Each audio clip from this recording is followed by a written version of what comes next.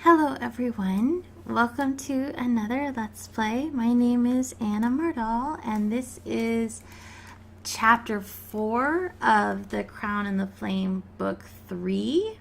And it looks like we're going to get to go see how Dom is doing, which is good because he was hinted at in the last, when we were escaping from the Iron Empire. She was all like, I know where your dragon friend is. And we were all like, screw you. We don't trust you. And so I guess now's a good time to check in with our dragon friend. I believe it's been a while. I believe Dom was captured by Hex way back in book 2. And so this means we've been 4 chapters without seeing him. So, with Dom under her control, Hex enacts her master plan. Can Dom find a way to resist?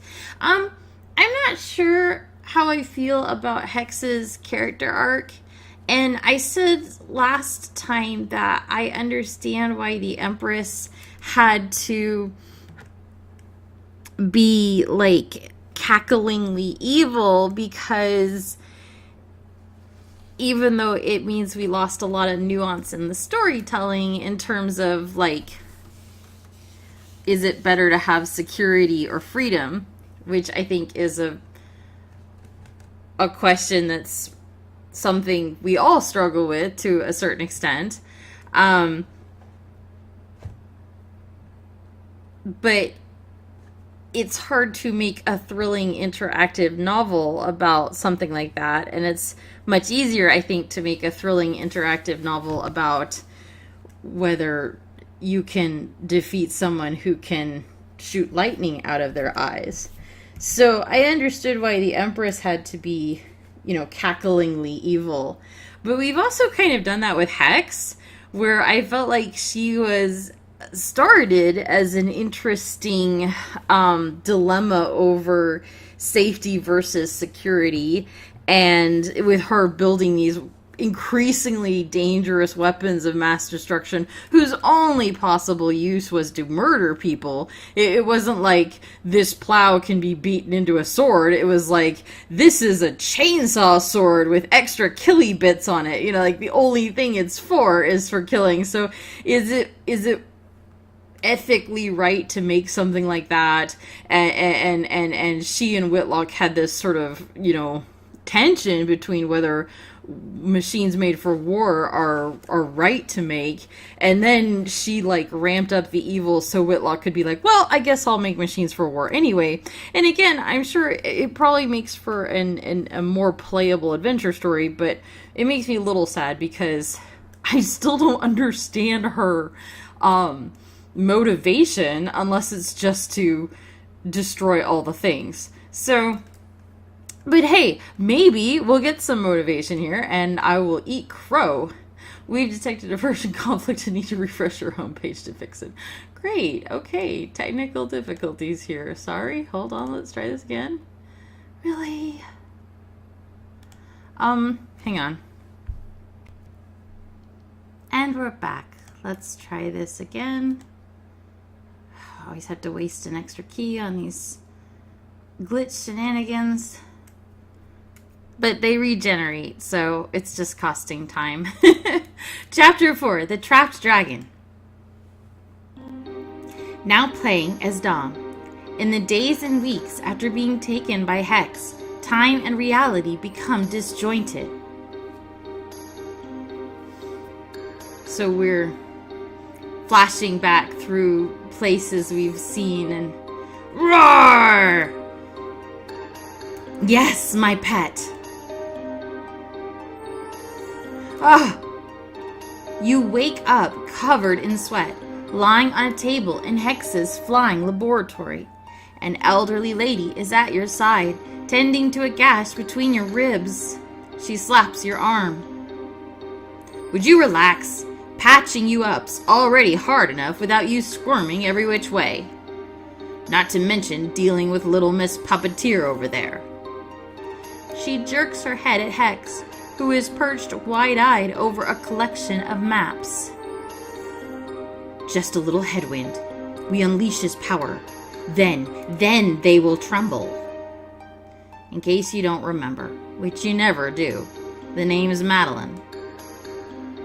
Dom. No kidding, kid. You've probably told me that a dozen times. Well, let's hear him. Hear what? I swear. Your questions. Quickly now, it won't be long before she takes control of you again. Oh, let's start with, who are you? I'm a technocrat. Genius over there scooped a bunch of us up when she bombed the foundry. Madeline nods to a closed door behind you. She keeps my compatriots locked up in there. Only reason I'm out here is 'cause I know my way around a body. Take that any way you like. Let's move on, shall we? How did I get hurt? Whatever she's making you do. It sure as snow isn't attending any masquerade balls. Speaking of, I'd appreciate it if you'd take a little more care of yourself. That'd make my job a lot easier. Anyway, you've got more questions, I'm sure. Has she made me kill anyone?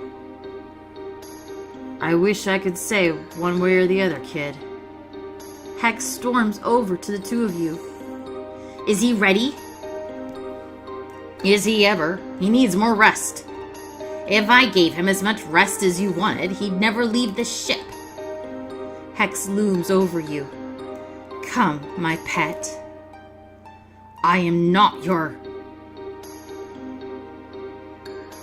And now we're getting flashbacks again. Ah. You do as I tell you. Stop resisting. Burn everything. Roar! You wake again, Madeline tending to a nasty cut on your leg. In case you don't remember, which you never do, I'm... Madeline. I remember. Hey, what do you know? Somebody's smartening up. Better get to it. Get to what? Maybe not that smart. Questions, kid. Hit me with them.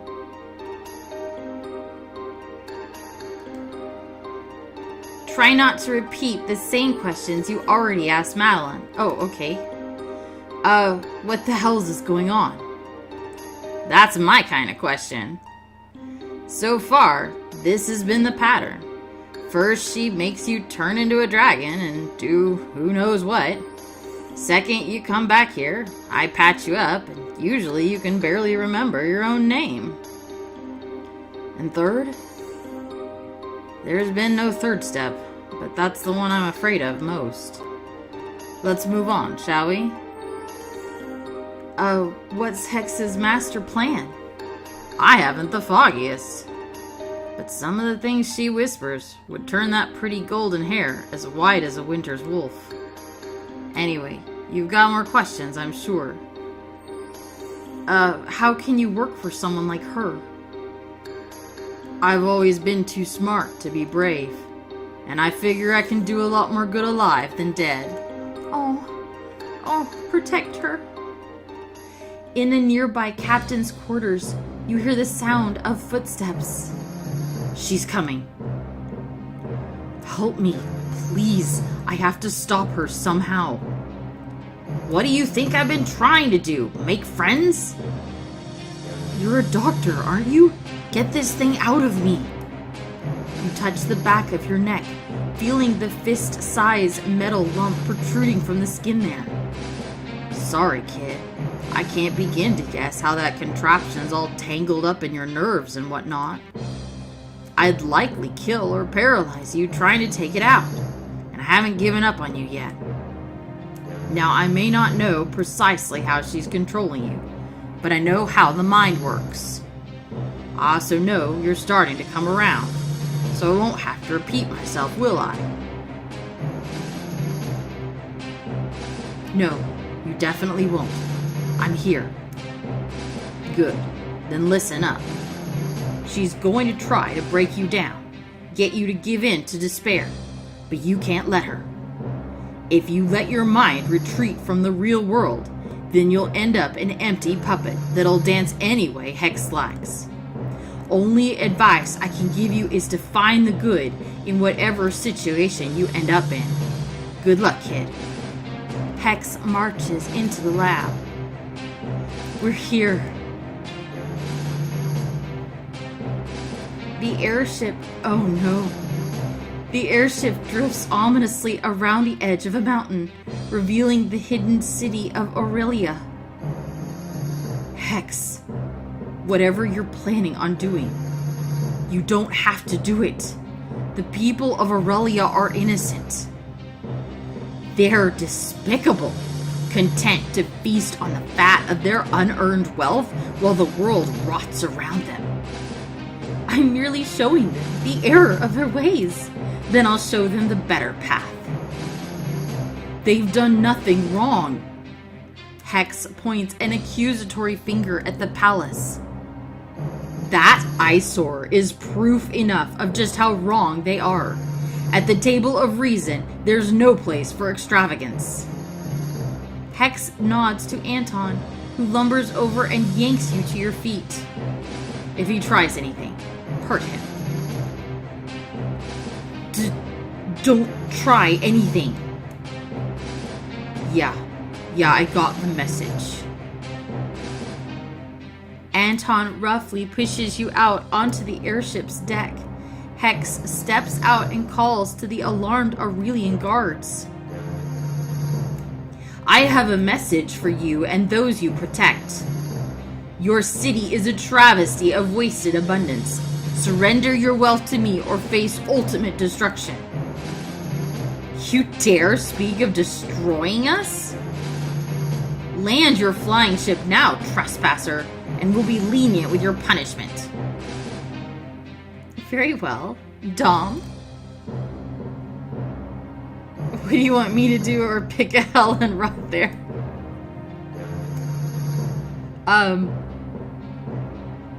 Let's go with pick a hell and rot there. Save that rage for later. As for now, transform my pet. I am not your... Before you can finish speaking, you feel a tingle from the device at the back of your neck, and flames explode all around you. Ah! The flames curl around you as you start to grow, your body bursting into a mass of scales, muscles, and claws. Roar! Dragon! Oh gods! Save us! Fools. There are no gods to hear your prayers. There is only me. Now burn it, my pet. Burn it all. Against your will, you find yourself flying through the air towards Aurelia. No. Must resist. What just happened?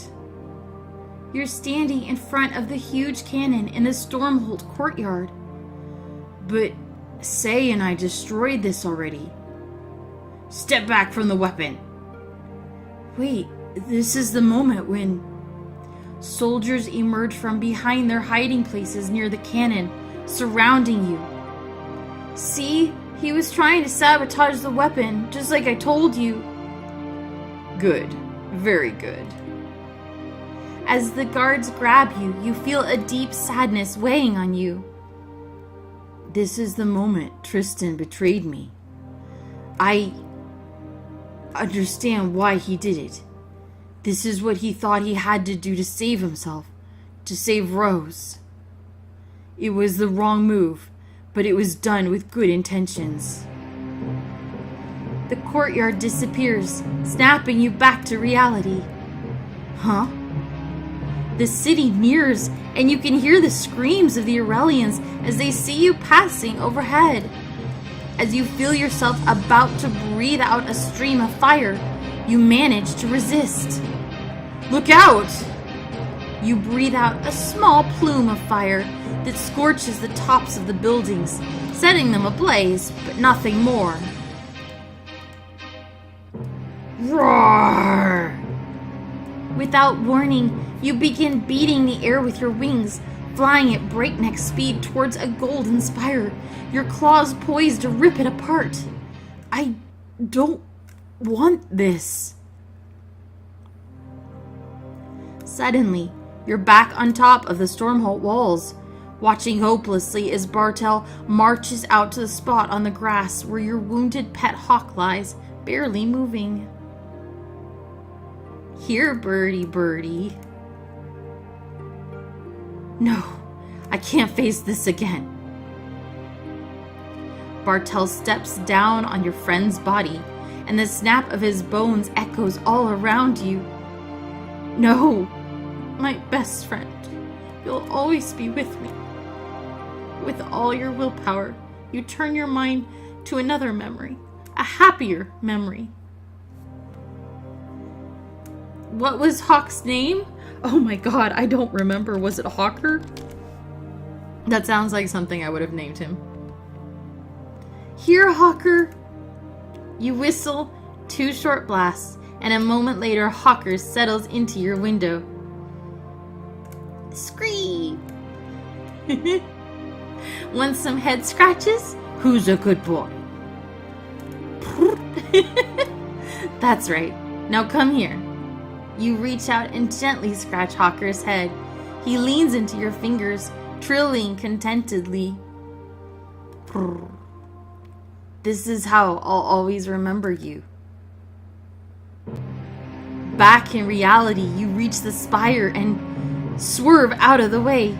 Your tail hits it, toppling a few pieces, but leaving it otherwise intact. I'll take that. Against your will, your massive body turns, swooping over the Aurelian Gardens. You feel a breath of fire forming in your lungs. Have to fight back. In front of you, Margaret is shakily writing out her name, proving her literacy to Bartel. No, anything but this moment, please. Well, that's quite a shock. Perhaps we've found our traitor after all. He plunges his dagger into her back. Mother, thank you for protecting me. I'm grateful, but you shouldn't have had to do that. I should have been more careful.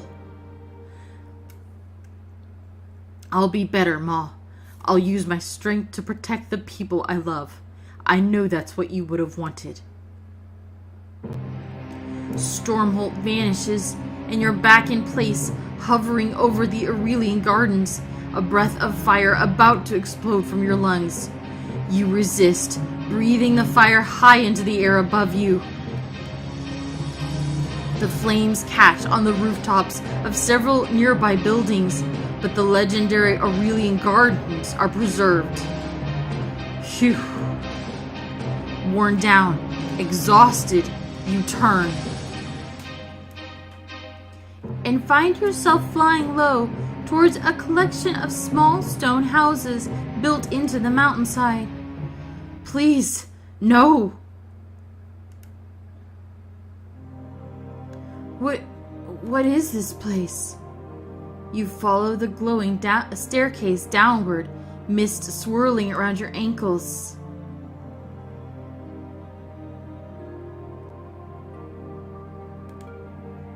You feel someone touch your shoulder. You whirl around, coming face to face with Dom! Thank goodness you're here! Rose?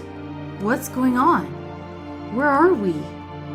Say emerges from a nearby door, moving to stand beside you. You know where we are. This is the spirit world. This isn't the spirit world. This is another prison created by Hex. I have to get out. You really want to leave? You want to abandon me? Again? Okay, Shadow Rose looks badass. I'm sorry, I shouldn't giggle. She just looks so angry. I am done with your shit, Dominic. Rose? He abandons all. He abandoned his training, and now he's abandoning those he cares about. No,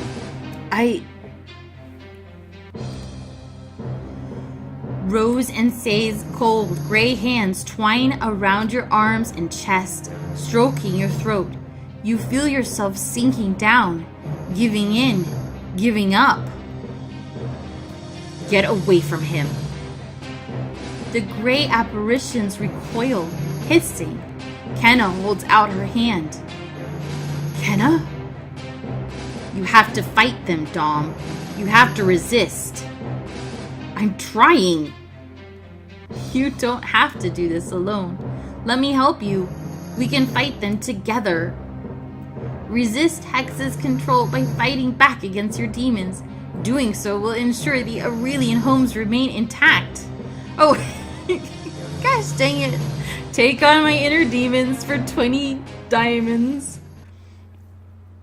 Straining, you reach out and grasp Kenna's hand. With a mighty heave, she pulls you free. No! Come back! How do we fight them?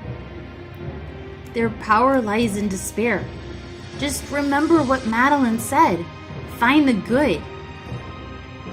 Got it. I'll take... So what, I have to pick one?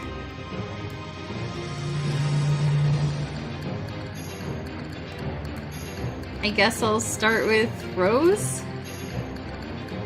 You take a wary step toward Rose.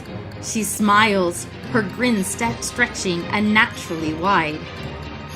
Tom, it's been too long. I've missed you. Stop it. You're not her. How can you say that to me? Dom, this place is so cold and I'm scared. Please hold me. Not gonna happen. Rose strikes with the speed of a viper. You manage to catch her wrist, and her two sharp fingers claw the air in front of your face. Whoa! I should talk to her? You're not going to win. I know what you're trying to do, so just give up. Rose hisses, snatching your hands away. She circles you, looking for an opening. This is your fault. You abandoned me. Nothing was the same after that day. You find yourself back in the Stormholt dungeon, trapped behind steel bars, while Bartel holds a knife against Rose's cheek. Poor, sweet little flower. Dominic, I'm afraid. Rose, it's okay. Wait, I've been here before. You break free of the illusion, only to find Rose standing right in front of you, holding your face in her hands. I was so scared. How could you put me in that position? A chill seeps from her hands, creeping through your whole body.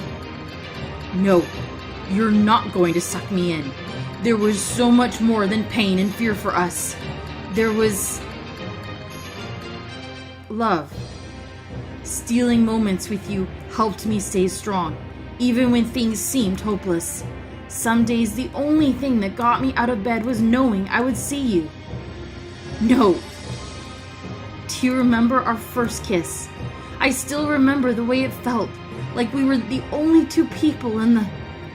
No!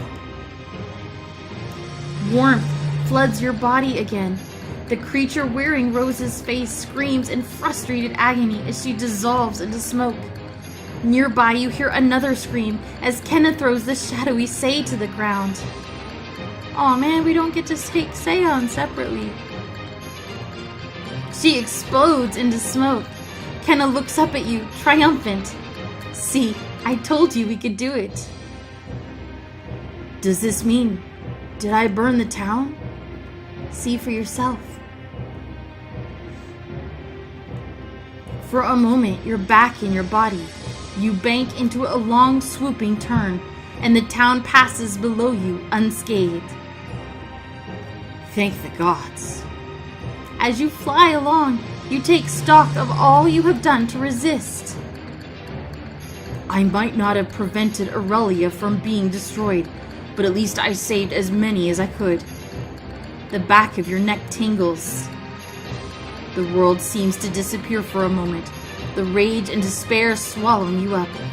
You can feel your massive body colliding with something solid, hear the screams of Aurelian guards. No, I have to fight it. You regain your sight as an unseen force guides you back to Hex's airship. As you fly, the wind whips a smoldering palace into an inferno. Oh man.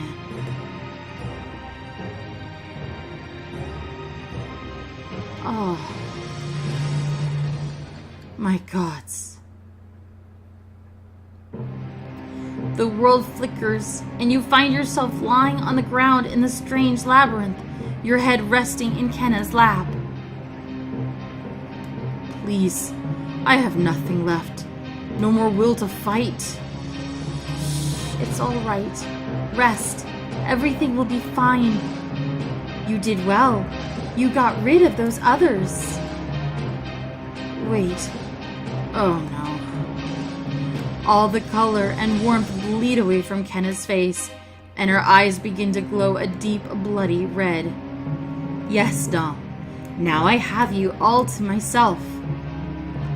Not you, Kenna. Please. I can't go on. Drained, your dragon form expires in a burst of sparks, and you crash down hard onto the deck of Hex's airship. Oof. Very good, my pet. Very good indeed. Aurelia's resources will now become mine. The world goes dark.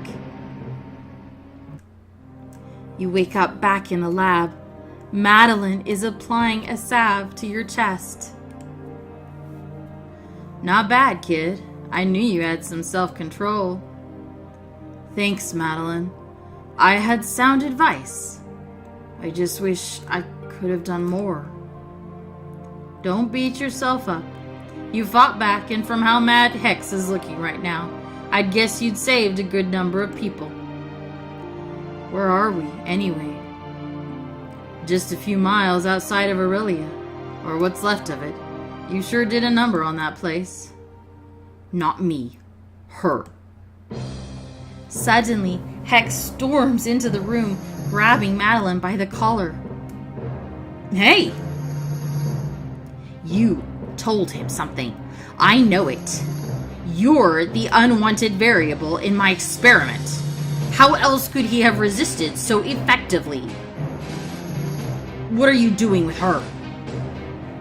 What I should have done a long time ago. Throwing her out of the damn airship. What, so I can get lost in the mountains and eaten by wolves? Why don't you just kill me now?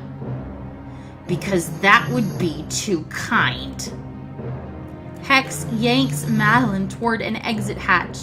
You start to race after her, but catch yourself. I can't stop Hex. She's got too much control over me. But maybe I can help Madeline. Scanning around the lab, you spy a few supplies, food, water, and a map. I can show her the way to Stormhold. Oh, are you kidding me? You quickly gather up the supplies as Hex pops open the hatch. No one betrays me. Outside, the wind howls, the air bitingly cold. You know, I never did like you. The feeling's mutual. Hex readies a kick for Madeline, but you rush forward, knocking Hex out of the way. Here, follow this map to Stormhold. Tell them I sent you. You shove the supplies into Madeline's arms and gently push her out the hatch. Ah! She falls into a patch of snow. A moment later, you see her scramble away. Bad move, pet. She was right to help me. I'm right. I'm on the side of reason. She's just a meddling old fool. You can't control me forever, Hex. Sooner or later, I'll figure out how to remove this device. Then you'll pay for everything. Is that what you think? Anton, come here, pet. Anton stirs from the corner and marches before Hex. So, you're controlling him with that device. Yes, the device. The design's rather obsolete, don't you think? Perhaps it's time to... Hex reaches up and unlocks the device wrapped around Anton's skull. Oh, look! He's free! What are you going to do, Anton? Anton looks around, dazed. Anton, help me! We can escape! Anton turns to look at you, his eyes dull and empty. Slowly, he kneels on the floor at Hex's feet. No escape. But how? Hex smirks, resting a hand affectionately on Anton's head. You see, once the will is properly broken, it's merely a matter of time until the forces of control are no longer necessary. Soon you too will be mine, completely. No. Despite being in a dazed state, you were able to maintain focus on Madeline, learning as much as possible from her. You were able to fight your demons in the spirit labyrinth, resisting Hex's control enough to prevent yourself from burning the Aurelian homes. Your efforts to resist Hex's mind control might seem unsuccessful, yes, I'm about to rant about that, but your tenacity will have far-reaching consequences.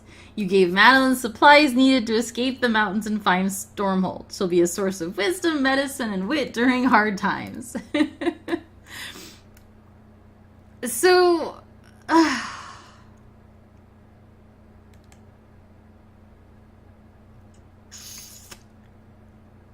okay. I don't know how I feel about that one. I don't, because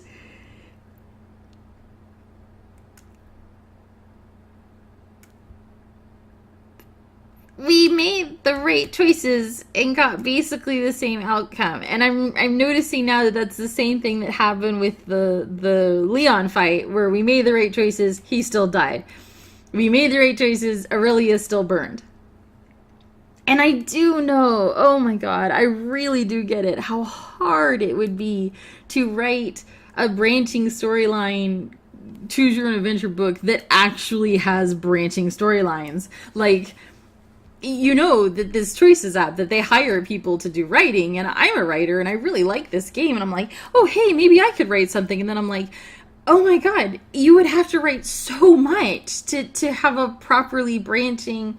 So I get it why you would make little kind of, I hate to call it cheats, but where it's like, okay, so here's the chapter where Aurelia burns. You can either burn it badly or you can burn it goodly, but it's gonna burn, and just later we'll tell you that you totally did it the right way. You know, there were more Aurelian survivors to join your forces at the end or whatever.